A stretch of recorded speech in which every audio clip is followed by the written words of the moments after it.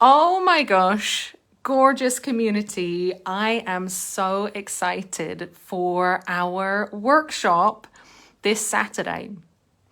So we're going to be doing a free, completely free workshop. You are so welcome and so invited to come. This is on how you can heal your way to soul-shaking intimacy. Okay.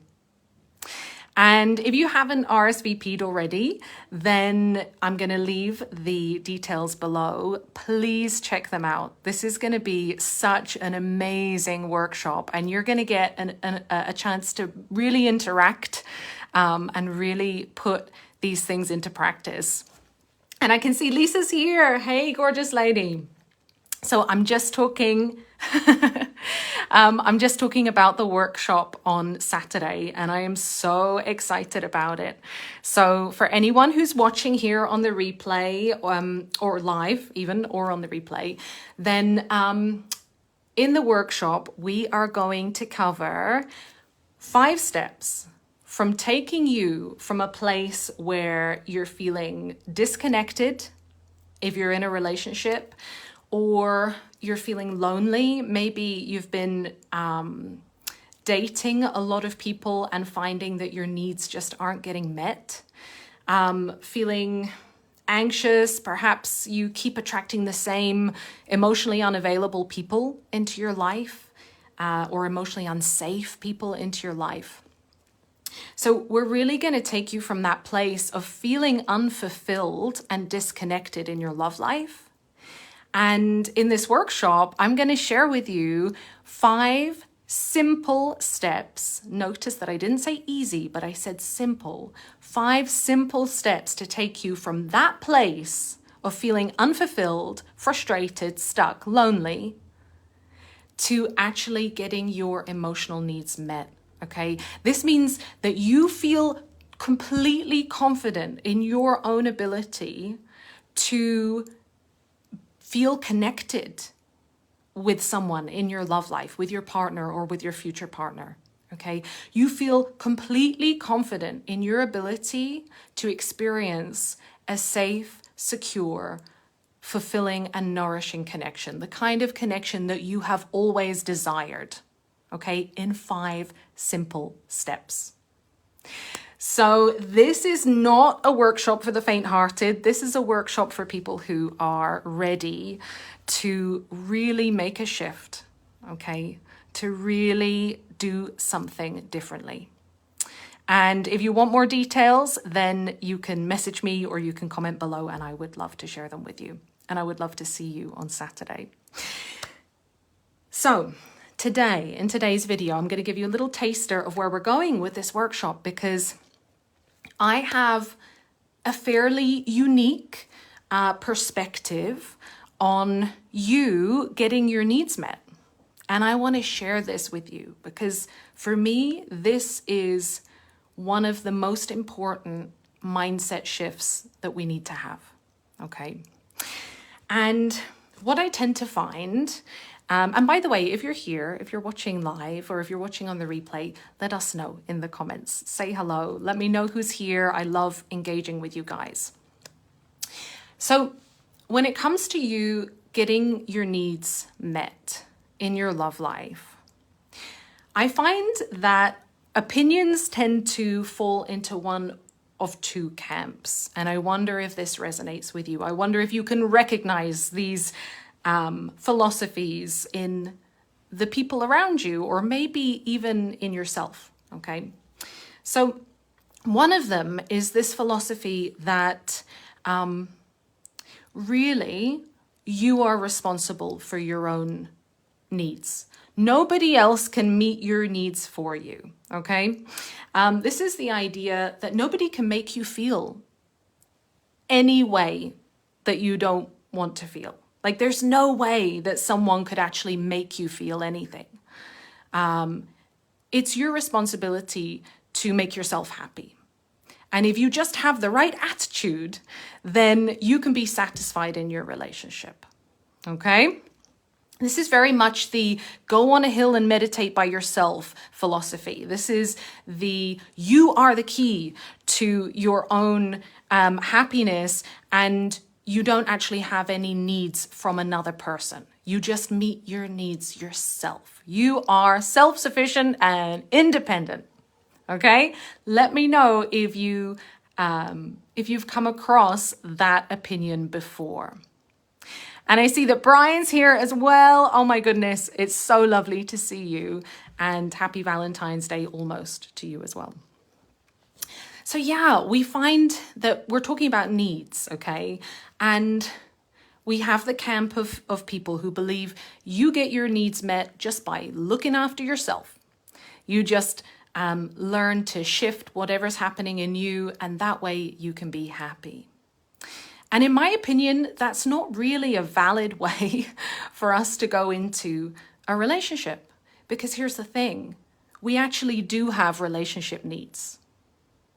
Just as much as we have physical needs, okay? And we're going to talk about some of those in a moment, but there have been like 8 identified needs that we all have in a relationship in order to feel secure. So we have needs. And that can't just be met by ourselves. And then we have this other camp where we start to believe, well, okay, my needs can only be met by someone else. In other words, I am incapable of feeling secure unless my partner does this very particular thing. There is nothing I can do to feel secure unless they meet my needs for me, okay? And I'm just catching up with the comments here. We have one from Lisa. You can get some needs met by yourself, but you can't kiss yourself. Well, I mean, yeah. You could kiss yourself in the mirror or on the hand, but it's not the same, right? It's not, that's not fulfilling your relationship need. That might be filling your need for self-esteem, right? Like if we high five ourselves or we kiss ourselves or we, buy ourselves amazing things for Valentine's or whatever it is, that can meet some of our needs, our self-esteem needs, our identity needs, but it doesn't meet that need for me to feel safe and secure and connected with you, right? But then we also have the other camp, like I was saying, where we believe that the only way I can ever feel secure is if you change, is if you do a particular thing, is if you do exactly the thing that I need. And believe me, I've been there, okay? I still fall into this sometimes and I have to click myself out of it. But these 2 camps, gorgeous community, when it comes to your needs, and maybe you have these 2 voices battling in yourself. Maybe sometimes you think to yourself, I'm just gonna try and make myself happy. I'm just gonna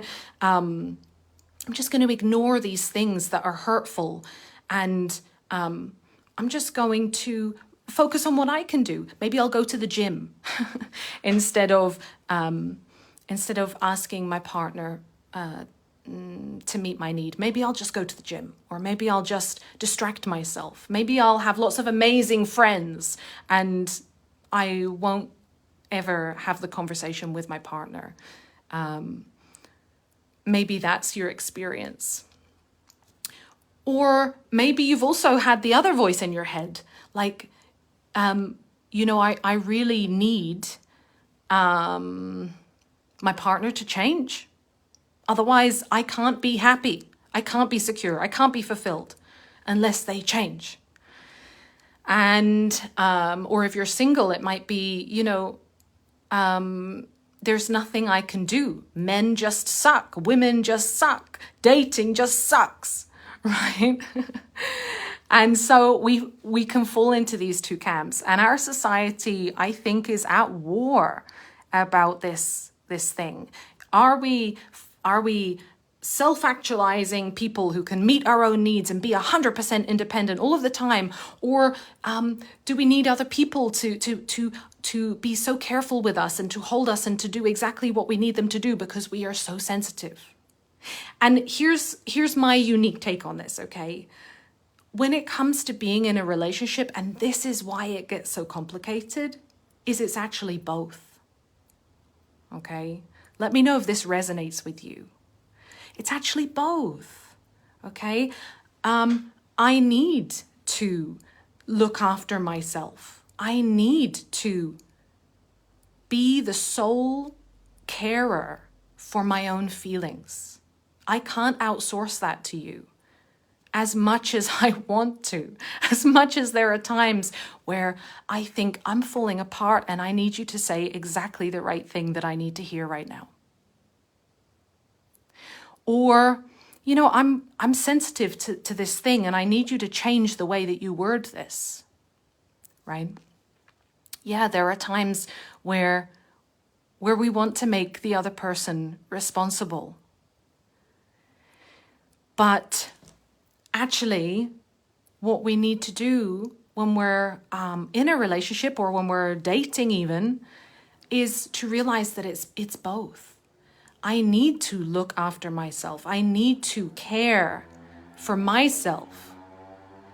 Even when, and I would say especially when, I'm asking you to also take care of me. I'm asking you to also care for the relationship, to show up in a certain way. And here's the other thing. You do have legitimate relationship needs.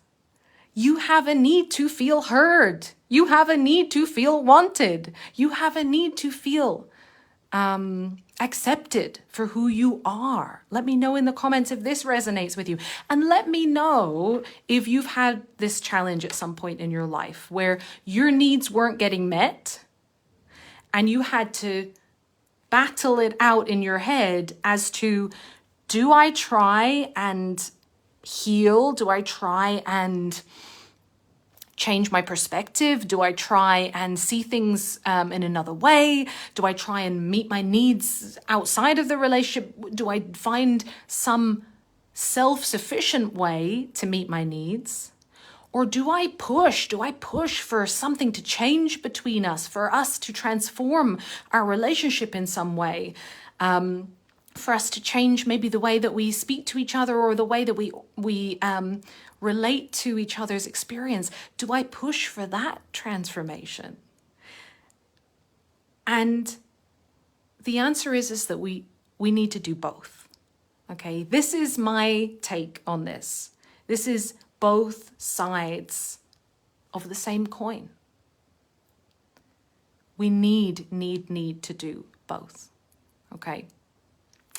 So let's give an example, because actually these two things are linked. They're not separate.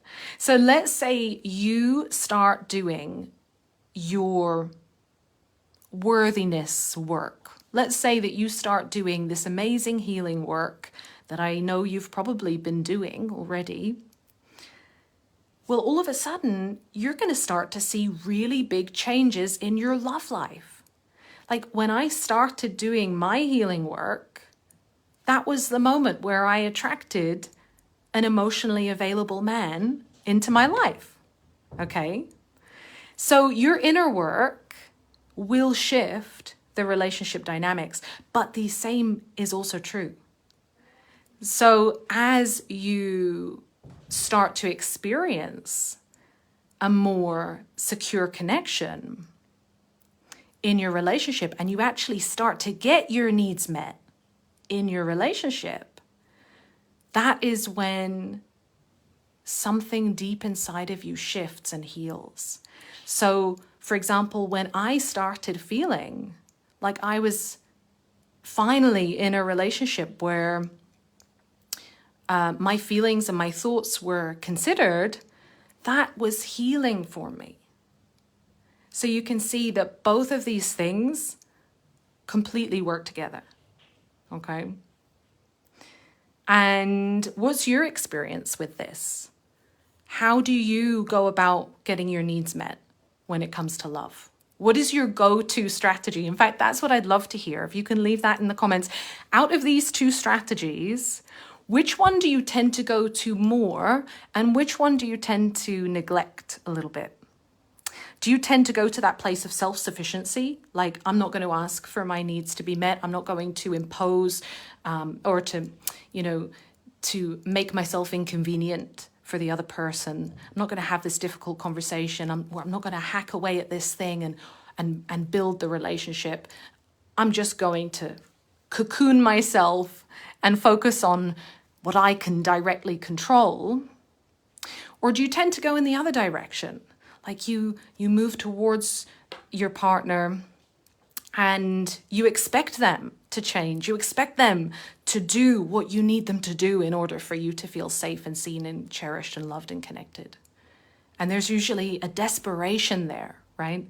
Because I'm giving my power to you. My destiny lies in your hands. And Lisa's saying self-sufficiency. I hear you, gorgeous lady. I hear you. And so for you and for anyone else who's watching who leans in that direction, some of the growth edge is in actually asking for your needs to be met and learning how to do it in a collaborative way instead of an independent way. How amazing. And so we need to start learning to consider both. And it's, by the way, it's okay that we have a tendency to do one or the other. But when we do one or the other, most of the time that means our needs are actually not going to be met. This is the ironic thing, is that if we only focus on one side of the coin, most of the time it means that we will stay in that lonely, disconnected place. If I am relying on being self-sufficient, I'm never really going to feel supported. I'm never really going to feel like I can trust and lean into you and open up to you and need you. I'm never going to feel that. I'm never going to feel that union where we can lean on each other. And also, if you are stuck in that place of making your partner responsible, you're probably not going to get your needs met. Because here's the thing, when we make our partner responsible, well, firstly, that's a lot of pressure for one person to hold, and they're probably going to fail because they're human and they can't do things perfectly, especially if you're not also doing the inner work. They can't hold you perfectly. They can't keep you perfectly safe. They can't do the exact things that would make you feel loved and seen and connected all of the time. And even if they do, even if they could, would you accept it? Could you accept it without the inner work, without the healing? I know that I struggle with this. If there's ever something that I haven't healed, my partner tries to give me love in that area, it's like, I'm not sure I can really feel the love that you're giving me because I need to shift something internally. So I hope this is kind of really making you think more about the complicated nature of relationships.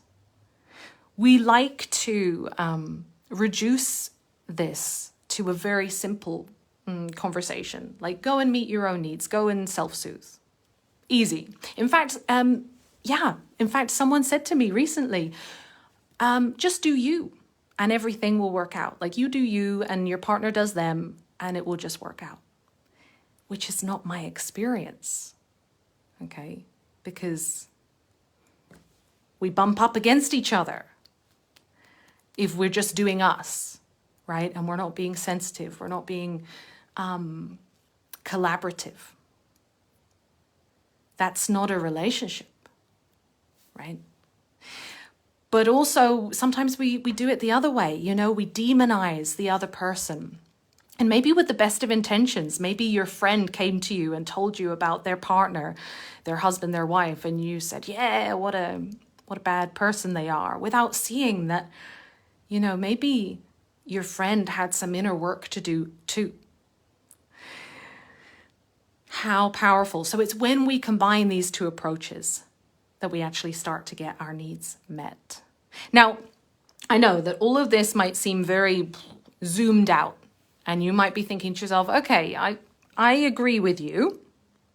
I hear you, and it resonates, but my needs aren't being met, and I don't know what to do about it. I don't know how to do the inner work. I don't know how to do the outer work. And I'm not sure where to start with this. Okay, great. Honestly, and I'm not being funny, that's a great place to be. Because not knowing and knowing that you don't know is the first step towards realizing that you need a plan. Okay, you need a route forward. That stumbling in the dark isn't serving you.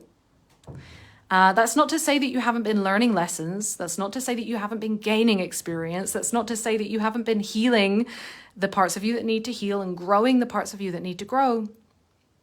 But if you want to get to the point of having this secure, intimate, connected relationship, then it might be time to have a plan.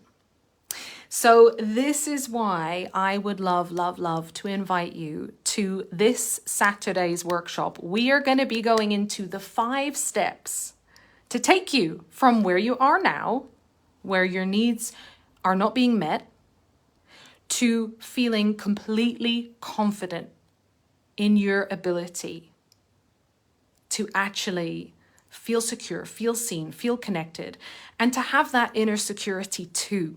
Okay, to have both. Amazing.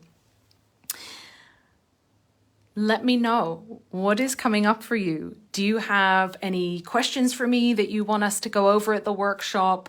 Do you have anything in particular that you want us to cover? We're going to be looking at shifting your relationship blueprint. Okay, this is, if you haven't heard of the relationship blueprint before, it's basically the internal compass that you have that dictates how much love, how much intimacy, how much trust you are willing and able to allow yourself to experience. We all have this blueprint of what love is.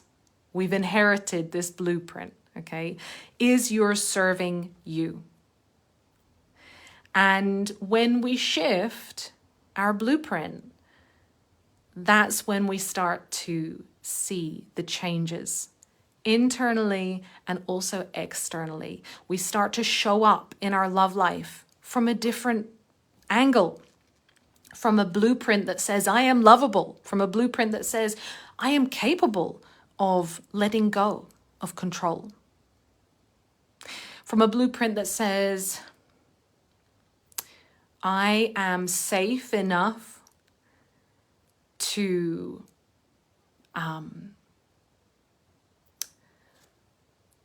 let down my guard. From a blueprint that says, I am able to find inner security even in the moments where my partner isn't perfect. This is what we're talking about. Shifting this blueprint that you have, that you've been taking with you through your love life, like a traveler, and you have this backpack, which is your relationship blueprint. And this is what we're going to be diving into on Saturday. So I am so excited. I hope I'm going to see you there. I think, Lisa, we might be seeing you there. Brian, I think we're seeing you there. And I just see Amber popping on as well. I would love to see you there, gorgeous lady. We're going to cover some amazing ground. It's going to be so deep.